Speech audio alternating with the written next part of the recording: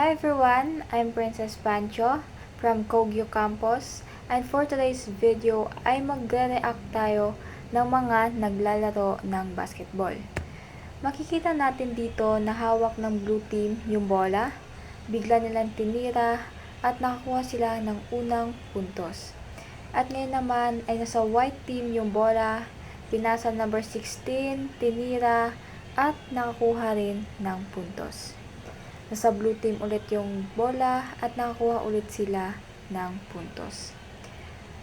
White teams, number 16, tinira, pinasa muna bago tinira at nakakuha ulit sila ng puntos.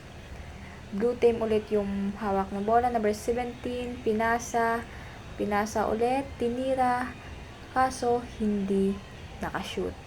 Nakuha ng white team yung bola, number 16, dribble, naghahanap ng pagkasahan, pinasa ka number 18, binalik, ka number 16, dribble, tinira, pinasa, tinira, at hindi ulit nakapuntos, nakuha ng blue team.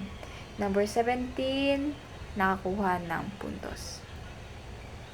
Number 17, pinasa number 22, naghanap ng mapapasahan, number 17, tumira, kaso sablay na naman. Nasa white team yung ball, number 16, at nagkabanggaan na nga. White team, sablay na naman. Nasa blue team ulit yung bola. Number 22, ito try na makapuntos, kaso naagaw ng white team. Number 16, dribble, maghahanap ng mapapasahan. Naghahanap ng mapapasahan, pinasa ulit, nag-aagawan na nga po sila dyan. Number yun, blue team, nagkapuntos. White team ulit, number 16, tumira at nakakuha siya ng 3 points. Makita natin dito na nag-free throw yung blue team. Number 15 po ang mag-free throw. Tingnan natin kung makakapuntos. Yun na nga po, nasa white team na ulit yung bola.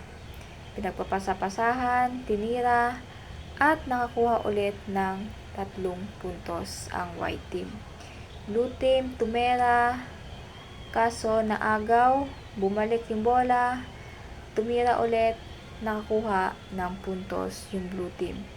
White team, tumira, white team nag-aagawan na, white team ulit tumira at nakakuha ulit ng puntos. Makita natin dito na paras talagang magagaling yung mga naglalaro, ngunit hindi natin malalaman sa video nito kung sino ang mananalo. Yan lamang po. Enjoy and thank you for watching.